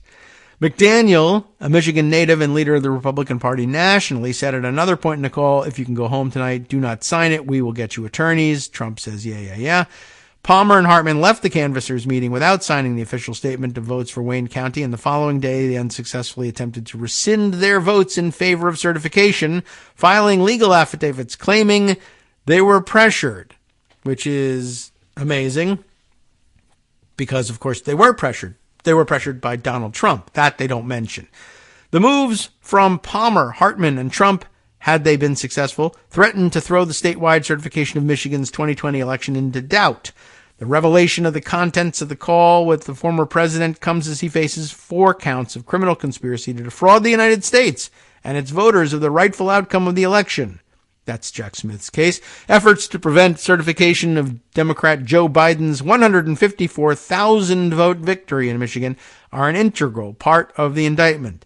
The call involving Trump, McDaniel, Hartman, and Palmer occurred within 30 minutes of the Wayne County Board of Canvassers meeting ending on November 17th, 2020, according to records reviewed by the news. And I guess that's relevant in that how do Wayne County, Michigan officials, obscure officials at that, end up in a strategy session of national and constitutional import with the President of the United States and the Republican National Committee chairwoman within 30 minutes of the activity? That is some pretty close scrutiny, and speaks directly to Trump's interest in involving himself personally in every bit of this plot to undo the election and to steal it away. The recordings further demonstrated the direct involvement of Trump as an incumbent president with Republican officials in Michigan in a bid to undermine Biden's win, and how some details of his effort had remained secret as he launched a campaign to win back the White House in 2024. Neither Palmer nor McDaniel and Trump, through spokespeople, disputed a summary of the call when contacted by the news. Hartman Well, there was no comment from Hartman. Why? He died in 2021, not on the phone call, but sometime in between, and not because they called and gave him a heart attack. The news listened to audio that was captured in 4 recordings by someone present for the conversation between Trump and the canvassers. That information came to the news through an intermediary who also heard the recordings, but who was not present when they were made. This is interesting. Sources presented the information to the news on the condition that they not be identified publicly for fear of retribution by the former president or his supporters, which is another indication of why he does not belong on the ballot, but okay. So interesting, the provenance of these tapes. But yeah, let's see if we understand that correctly. So 4 recordings. So no one single recording all the way through, but maybe they were just trying to break it up into usable bytes or recordable bytes by their phones or something. But I guess in order to capture both sides of the conversation, does that mean that they were listening in? It's curious to me what the nature of this is. Were they recorded on their own phone, or did they use the recording device on their smartphone to record a speakerphone in the room, or what? I don't think it matters a great deal. I just want to figure out who did this and how. Although I guess if we figure that out, then Trump will go and threaten them. So maybe not. The timestamp of the first recording was 9:55 p.m., November 17th, 2020.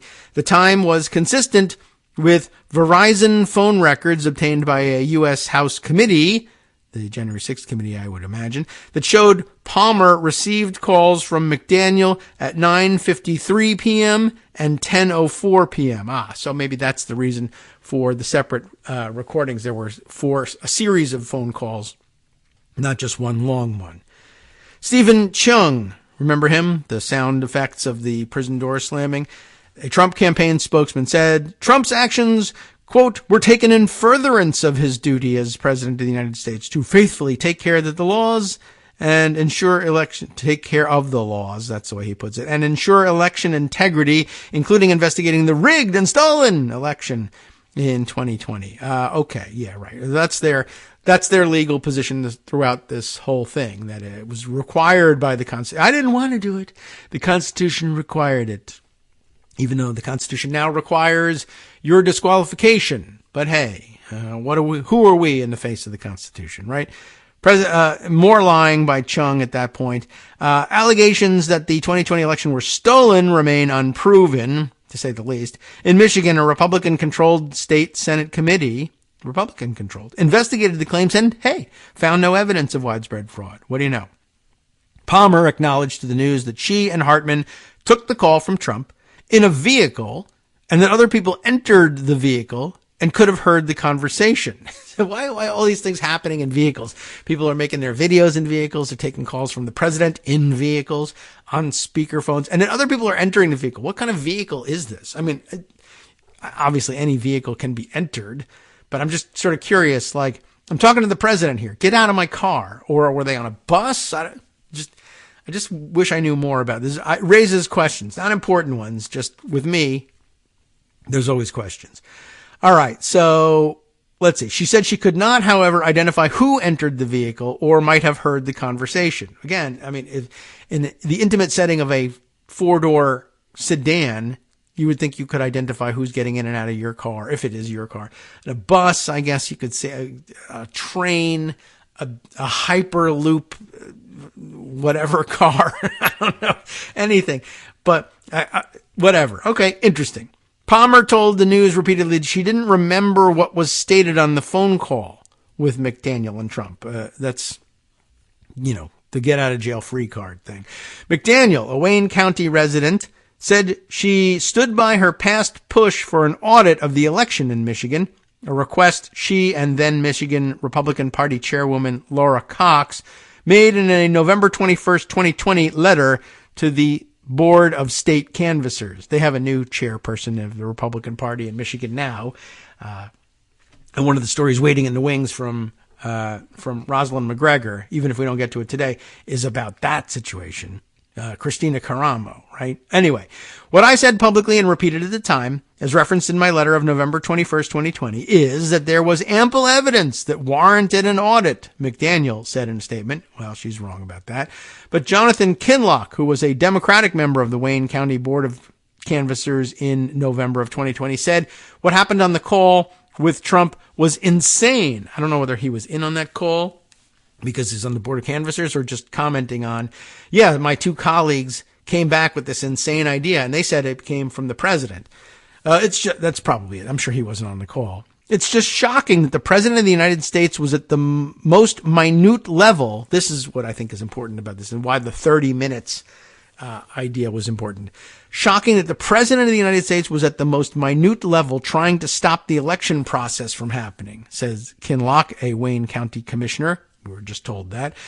Despite the urging from McDaniel to seek an audit or not sign the certification, Michigan law required county canvassers across the state to prepare a statement of the votes in their counties and advance the findings to the Secretary of State's office. About 18% of Michigan's population resides in Wayne County, and there were about 878,000 votes cast there for the November 2020 election. It's almost 1 million votes they wanted to just throw out. Palmer previously said she left the November 17th, 2020 Wayne County Board of Canvassers meeting prior to physically signing the certification. As she was leaving, Trump called out of a, quote, genuine concern for my safety, Palmer told reporters 3 years ago.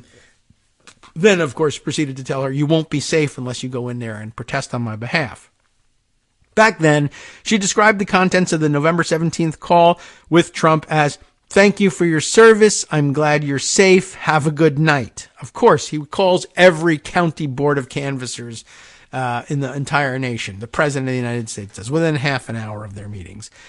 The segment of the call reviewed by the news didn't include those comments, by the way. However, in the days after the call on November 17th, Palmer and Hartman publicly attempted to rescind their votes and say intense bullying and coercion, plus bad legal advice, forced them to agree to certify the election after they had voted no. Next section, never know what happened. During an interview in September of 2021, Palmer told the U.S. House's Select Committee to investigate the January 6th attack that she couldn't recall the exact words that Trump used on the call and whether he raised issues related to the election. The recordings reviewed by the news, which covered 4 minutes of a longer exchange that could have lasted no more than 11 minutes, according to phone records, clearly showed that Trump was focused on the 2020 election. Well, of course he was. I don't know what that's supposed to mean. What's interesting is that she comes and testifies to the January 6th committee, and there are tapes of what she's testifying to, and they don't find their way into evidence at that point. Trump said Republicans had been, quote, cheated on this election, and everybody knows Detroit is crooked as hell, according to the recordings. McDaniel said if Hartman and Palmer certified the election without forcing an audit to occur, the public would never know what happened in Detroit, which was that people voted in the normal fashion. How can anybody sign something when you have more votes than people? Oh, this is Trump. How can anybody sign something when you have more votes than people? Trump asked the canvassers, according to the recordings.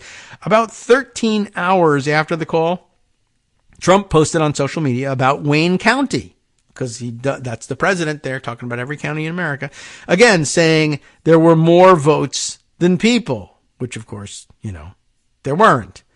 There's a pop-up ad in the way here that, how do I get rid of this thing? It's blocking some actual text. Am I going to have to hit learn more about something that I don't care about? Probably. Can I do that and then go back? I don't know. All right, let's get this. No. The two harassed something.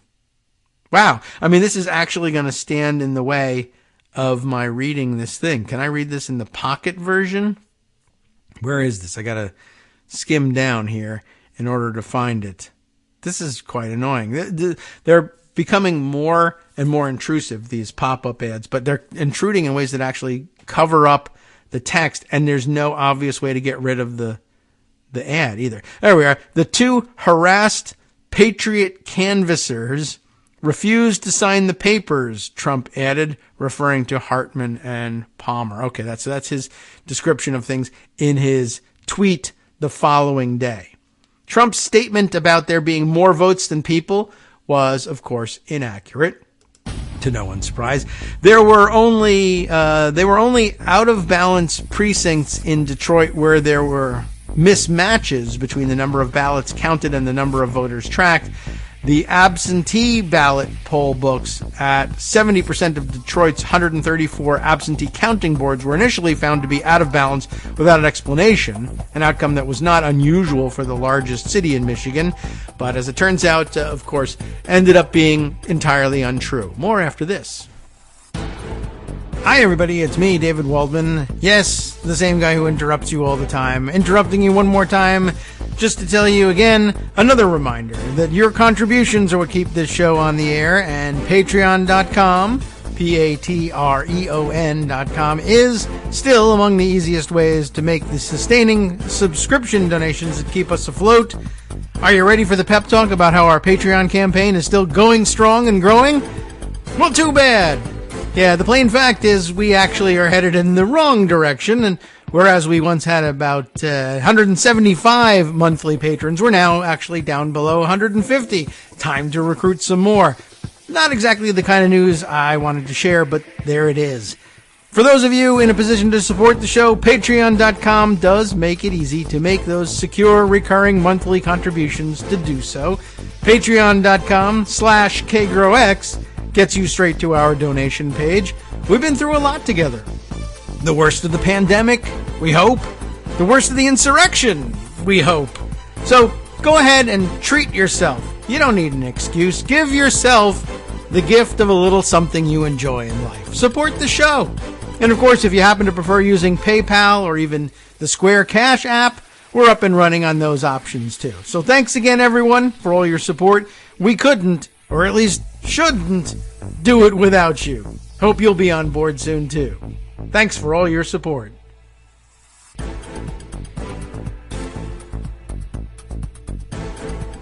All right, welcome back now to the Kagro in the Morning Show here on Netroots Radio. All right, I got, a few more things to read here, and then I was casting about for what might come next, but we got to get through the Detroit News' retelling of this story so that we know everything we can, and even raise more dumb and distracting questions like, what kind of vehicle were they in when they took this call? I want to know. Anyway, as we were explaining, Trump was lying about the mismatch in the number of voters and the number of ballots. But just to see if I can read this again and make this clear, Trump's statement about there being more votes than people was inaccurate. There were only out-of-balance precincts in Detroit where there were mismatches between the number of ballots counted and the number of voters tracked. The absentee ballot poll books at 70% of Detroit's 134 absentee counting boards were initially found to be out of balance without explanation, an outcome that was not unusual for the largest city in Michigan. In addition, Trump performed better in Detroit in 2020 than in 2016, with his percentage of votes rising from 3% to 5%. I know that's just only 2 percentage points, but it's almost doubling his vote there. And the Republican receiving 5,200 more votes in 2020 than 4 years earlier, according to the city's official results. Jonathan Brater, Michigan's election director, said in an affidavit that the overall difference citywide in absentee ballots tabulated and names in poll books in Detroit was 150. So it's not like when they say they were out of balance. Well, they were out of balance, so that's bad, right? So it's obvious that something's gone wrong here. We got to get to the bottom of it. Citywide, the discrepancy was a total of 150 that the numbers were off by, and that wasn't going to change anything. In a place where Trump won only 5% of the vote, for one thing. And for another thing, again, you did better than you did in 2016. That's unlikely in Detroit, but there it is, and we'll give you credit for it. But continuing on here, there were fewer ballots tabulated than names in the poll books, Prater said. I mean, that's the ultimate settling of it, right? You can't certify this thing in Wayne County because you tell me why there are more votes cast than there are voters in the county. That can't be right. Well, as it turns out, it isn't right. There was a mismatch. See? A mismatch. So that's exactly what I'm talking about. Well, it's not exactly what you're talking about. The mismatch was the number of ballots tracked and the number that came in. But no, there weren't more votes than there were voters. There were fewer votes than there were voters. And the mismatch you're talking about was only 150 total ballots citywide. Not going to change the outcome. And the thing you said about the number of ballots versus the number of voters is the opposite of true. If ballots had been illegally counted, there would be substantially more, not slightly fewer ballots tabulated than names in the poll books, Brater said. So I don't see any way around that conclusion. If what he's saying is true, and well, I have no reason to believe that it isn't. Next section, a call at night. And in a car, no less, I guess.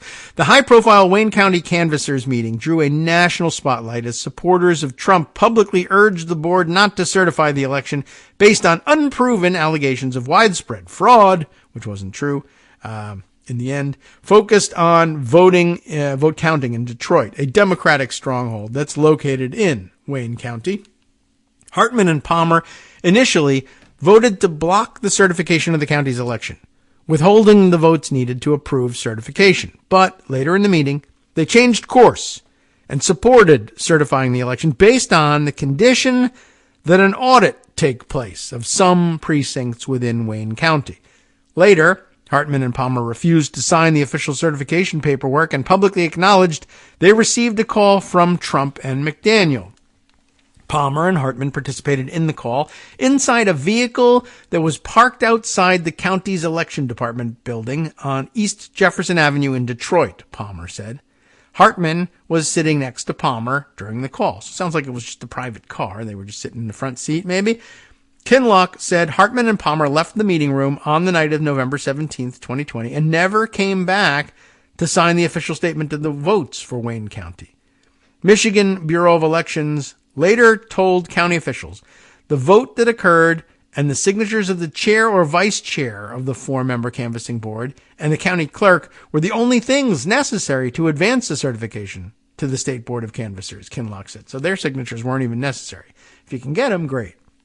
The State Board certified the 2020 presidential election on November 23rd, 2020, solidifying Biden's victory in Michigan. Not determining it, but solidifying it. During the November 17th call, Trump specifically told the Republican canvassers they'd look terrible if they signed the certification after initially voting against certification.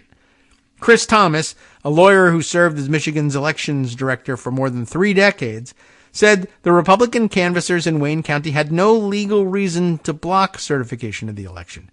It's pretty unfortunate, Thomas said, that Republican leaders offered to give them something, legal protection, for not doing their jobs. Offering something of value to a public official to not perform a required duty may raise legal issues for the person doing so, Thomas said.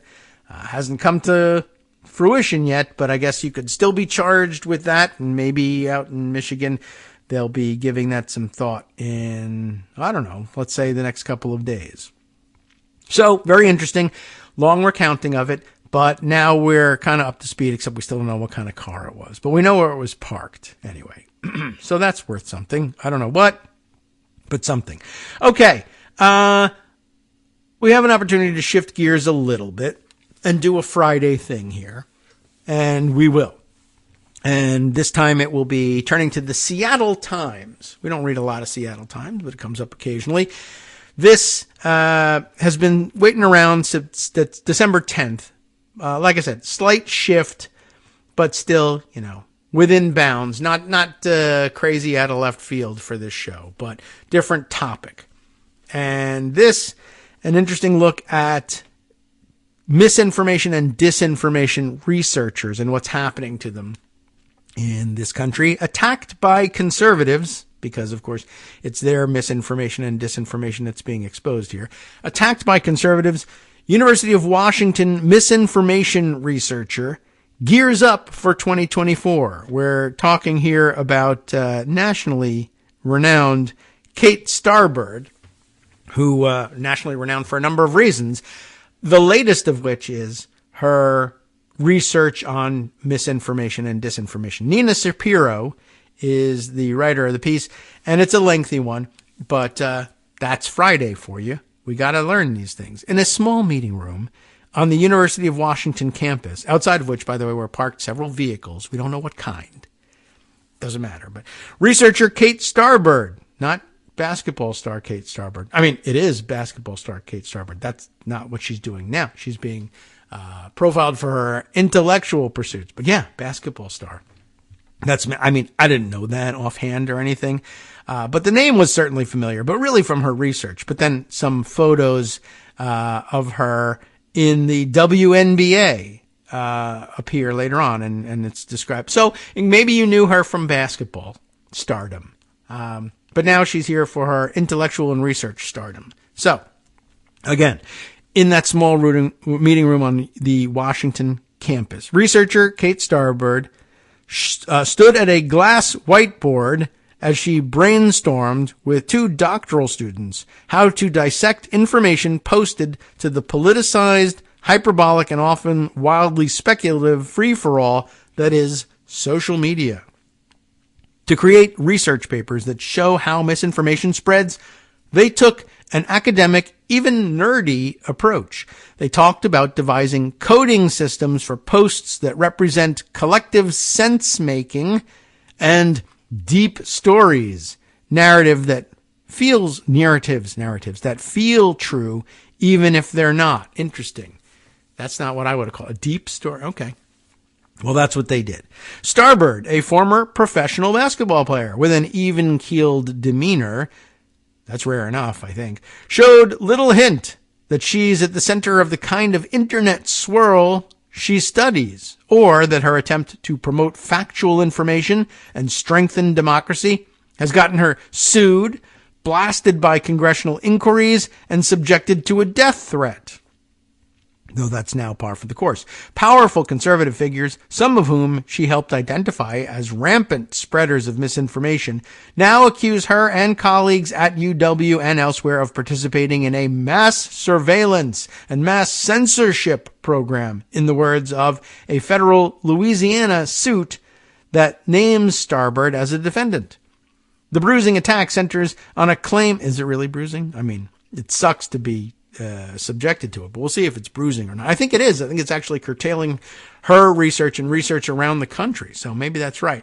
The bruising attack centers on a claim that the academics labeled views they disagreed with as misinformation and worked with social media companies and the government to suppress conservative voices. Ah, yes. I'm sure she's working with the government. Starbird, co-founder and director at the University of Washington's Center for an Informed Public, that's a good thing, so it's a great name, right? Vigorously denies the charge, as do her colleagues. The university says it stands behind the work despite significant legal costs. Despite it all, the center is gearing up for the 2024 presidential election. How can they not, right? With former President Donald Trump running and many of his supporters still believing false conspiracy theories about his 2020 defeat, the election promises to be another test of the country's faith in democracy and adherence to facts. That's why we're reading it. We understand that we're operating in adversarial terrain, Starbird, 48, said in an interview in her office, and so that makes it challenging. It means we'll be slower. We won't be able to take on quite as much, which, of course, was the aim of the pushback from Republicans in the first place, I am sure. The social media platform, Twitter, has compounded the problem by pulling back on data formerly offered to researchers for free. Starbird and her colleagues are trying to figure out how they can operate in this new environment. This next section, titled Digital Volunteerism to Digital Vigilantism. Starbird launched her academic career, ironically, by looking at social media's upside. Remember when it had one? She had a Stanford undergraduate computer science degree under her belt, as well as several seasons playing for the Seattle Storm and other professional basketball teams in the U.S. and abroad. For a doctoral dissertation at the University of Colorado, Hey, Colorado. She looked at digital volunteerism, or ways people use online tools to help each other during crises. Landing a job at UW's Human-Centered Design and Engineering Department in 2012, she began to notice rumors and misinformation were a larger and larger part of the social media discourse in the aftermath of disasters. Interesting. Disasters like the election of Donald Trump later, but nope, I guess we must have a package delivery happening. Oh well, too bad. Starbird worked on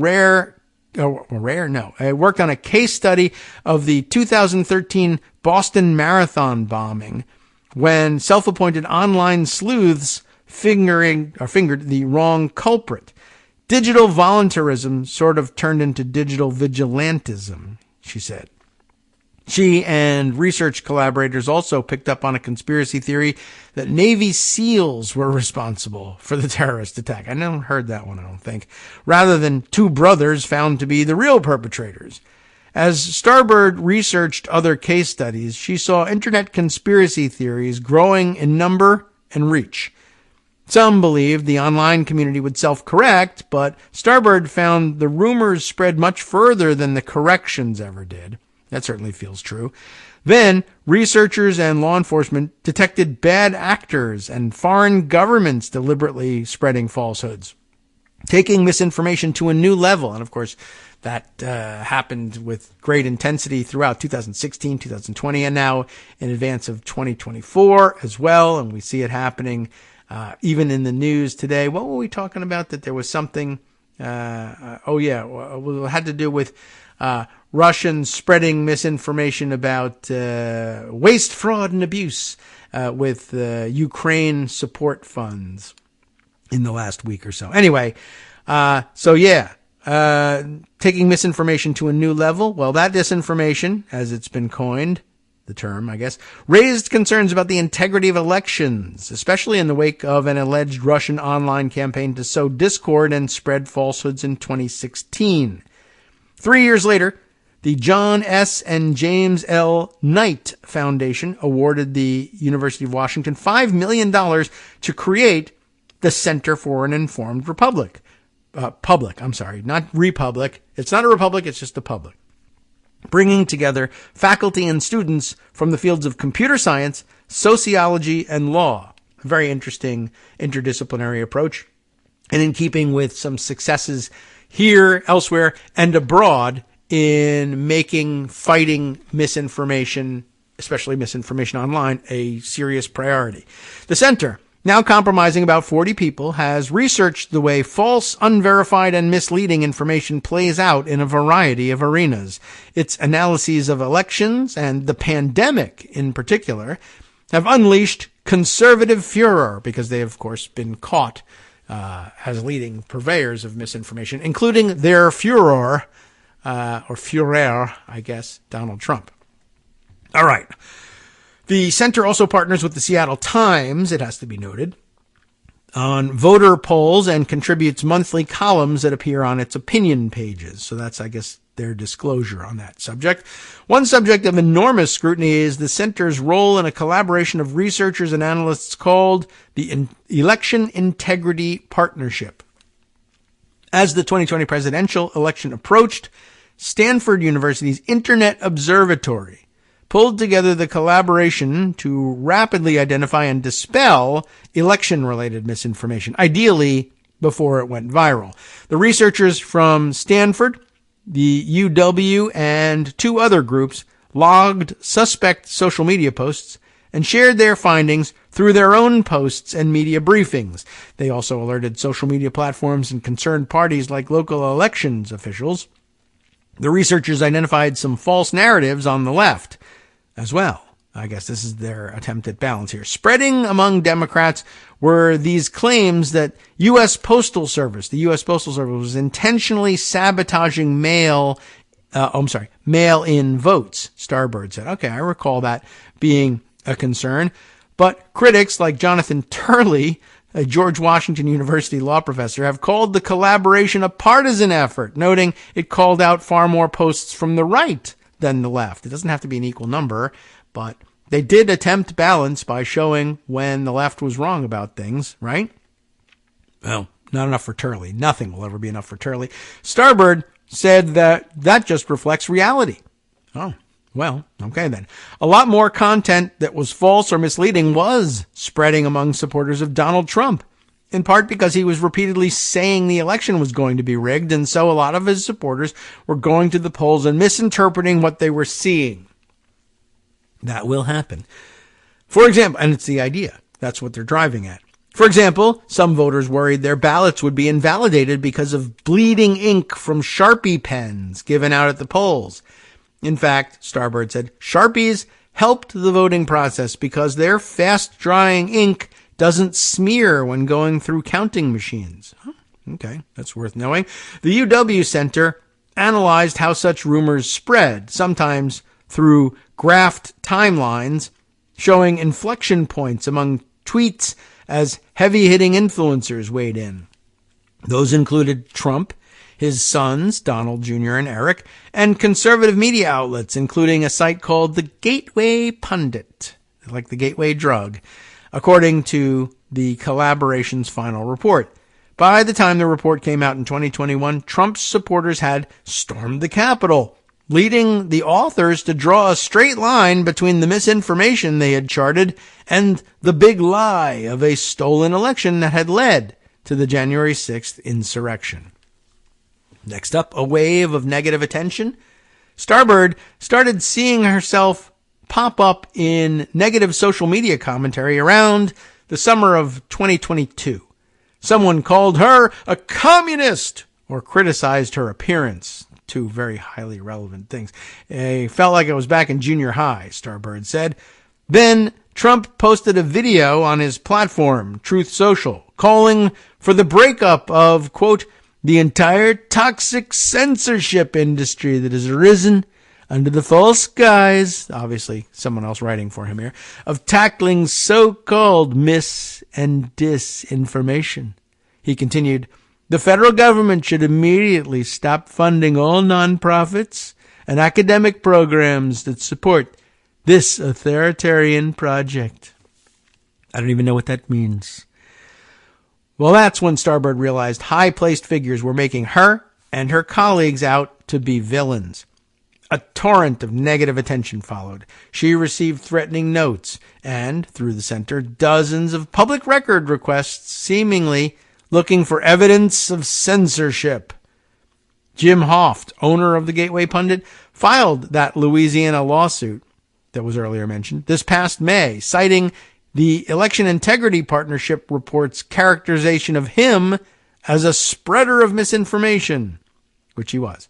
Meanwhile, a U.S. House subcommittee chaired by Republican Representative Jim Jordan of Ohio, ever heard of that guy? An ardent Trump supporter who appeared at a Stop the Steal rally, started looking into alleged censorship. Starbird said she spent more than 4 hours last summer voluntarily testifying before Jordan's Weaponization of the Federal Government subcommittee and several hours before a different subcommittee. He heads too, of course, the judiciary being the other one.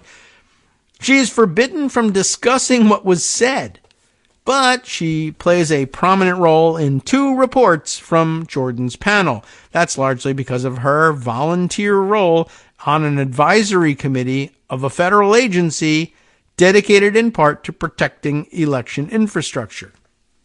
One panel report described the agency as a censorship nerve center. Right or wrong, Starbird points out that she had no hands-on involvement and served after the fraught 2020 elections. The second report looked at the Election Integrity Partnership, saying the collaboration helped pressure social media companies to remove, critically label, or downgrade the visibility of posts from conservatives, even if they contain true information or jokes. That's amazing. One example, a tweet from former Arkansas Governor Mike Huckabee saying he completed mail-in ballots for his deceased parents and grandparents. They vote just like me. That, we hope, is a joke. The report called this tweet, which played into debunked conspiracy theories of widespread voter fraud, a quip. Well, okay. Starbird said her center had little to do with identifying posts containing misinformation in 2020. That was mostly handled by others in the collaboration who followed election-related social media and analyzed tips from local election officials and civic groups like the NAACP. They then sought to verify the claims by looking at information from media, election officials, and fact-checking organizations. They also flagged roughly 3,000 posts to what was then known as Twitter for ostensibly violating the platform's policies against disseminating false information and undermining elections. Starbird said UW researchers, to her knowledge, didn't directly communicate with social media companies. The companies took action on 35% of the flagged posts, 13% were removed, 21% given a warning label, and 1% hidden unless viewers bypassed a warning. This part of the operation is core to the censorship allegation, but is there anything wrong with encouraging platforms to crack down on allegedly false information? Yes, argued Turley of George Washington University, saying academics helped target and in some ways blacklist conservatives as opposed to crappy information, which was wrong, which happens to have been promulgated by conservatives. We are a free people, capable of evaluating information and ideas for ourselves. No, we're not. To discern fact from fiction and separate good ideas from bad, Turley wrote in a statement to Congress.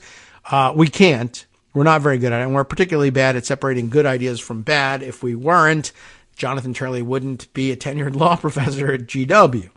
But Rebecca Tromble, director of the Institute for Data, Democracy, and Politics at the same university, GW, I guess, said the damage wrought by misinformation can be profound, in some cases inciting people to violence. That's a problem. Yeah. What's more, she said, if researchers were told they couldn't make requests to platforms, that would actually be in violation of their own First Amendment rights. Ooh, yeah, guess so. Further, she said, in conservatives' voluminous reports and litigation, she's seen no evidence that social media platforms felt coerced, a key part of censorship. Also, the U.S. Constitution specifically prohibits government censorship, said Alex Abdo, litigation director at Columbia University's Knight First Amendment Institute. But you didn't need to go to them to find that out. You know that it only applies as against the government. Whether that happened during the 2020 election and the pandemic is the subject of another sprawling lawsuit filed against the Biden administration by the Republican attorneys general of Missouri and Louisiana. Even more fundamental questions. How do you define misinformation or fake news in Trump's parlance, which isn't his parlance, but he stole it and co-opted it? And who decides what qualifies? Okay, fair question. Jevin West, that's like Jevin, it's Kevin with a J instead of a K. Jevin West, I guess, a co-founder of the Center for an Informed Public, said he discusses that with students all the time. This is hard, he said. Yeah. I'm sure he's right. I'm sure it is. Some statements you can prove true or false, such as, it rained today in Seattle. Can you really ever prove that false? I don't know. Far squishier are statements that are true but misleading. West's hypothetical, it only rained in Seattle 5 days out of the last couple months, implying the city never gets much rain. Well, that would seem to be wrong. But is it misinformation? Well, we might need different language for it, he said, becoming more convinced as he talked it through. Starbird said she's been moving toward using the word rumor more, explaining that rumors can have true and false aspects. There's usually a kernel of truth somewhere, right? Sharpie pens really were bleeding through ballots in 2020, for instance, but that wasn't part of a conspiracy to disenfranchise conservative voters. She's also come to realize that slapping the word misinformation on voters' genuine concerns is just not a helpful way to engage with them. The problem, she added, is that whatever term she and others settle on will likely turn toxic in a matter of months. We'll see if we can get just a little bit more here before we close it out for the day. Next up, radical transparency for 2024. By the 2022 midterms, the Election Integrity Partnership was already changing the way it operated. The UW Center, then working just with Stanford's observatory, had gotten a grant empowering it to take on a bigger role in shaping the vision, Starbird said. Researchers relied on their own analysis to identify misinformation, no longer taking tips from outside groups. They also stopped flagging content to platforms, with a few exceptions, concentrating instead on conveying their findings directly to the public. Some things are still up in the air about 2024, including which groups will participate and the roles they'll play. But Starbird said she and her colleagues intend, again, to communicate their work publicly. Radical transparency, she called it, the right move now under these conditions. Starbird and her colleagues are also thinking about how to adapt to the loss of social media data from Twitter once freely available to them. Called API data, it allowed researchers to find all posts related to certain words, like ballots, for instance, and easily gather detailed information such as who posted them, when, and how many followers they have. Even with the limited data, though, researchers will have one advantage in 2024, a huge store of posts and analyses collected from past elections. If a new conspiracy theory comes up, Starbird said they can point to similar theories in the past that were unsubstantiated or proven false, using information gleaned from fact-checking organizations or election officials. They might say, this is what we know to be true. This is what we know to be false. This is what we know to be unsubstantiated. And this is what we know about similar rumors like this in the past. Well, we cheated a little bit in order to get to the end of that article by starting our music late and thereby cutting into the next show, the West Coast Cookbook and Speakeasy, hosted by your own Justice Putnam. But we'll try and, one, we'll get out of your way in just a minute, and two, we'll give you a little preview of what he's got on tap since the music started so late and we have time until that runs out anyway. What's he got on tap? Of course, story about the Colorado ruling and how it's also a warning to other pro-coup lawmakers that it's not over. What else has he got? The Huntington Beach, California City Council will remove Black History Month, Women's History Month, and Pride Month, among others, from their 2024 celebration calendar to make room for their new celebrations that will be, quote, free of any identity politics and political agendas, I'm sure. Well, at least ones that they don't like. And Seattle Children's Hospital sued Texas attorney Ken Paxton after he ordered them to hand over all their records of trans minors. Good. They're getting involved in this and fighting back. You have been listening to Kagro in the Morning with David Waldman. How about a little international news, Scarecrow? How about this? Where Pakistan authorities arrested over 200 activists to stop them from protesting in Islamabad against extrajudicial killings. That seems like something you would want to protest against. But somehow the Supreme Court there says no. Whoops, not the Supreme Court, but authorities anyway. See you next week.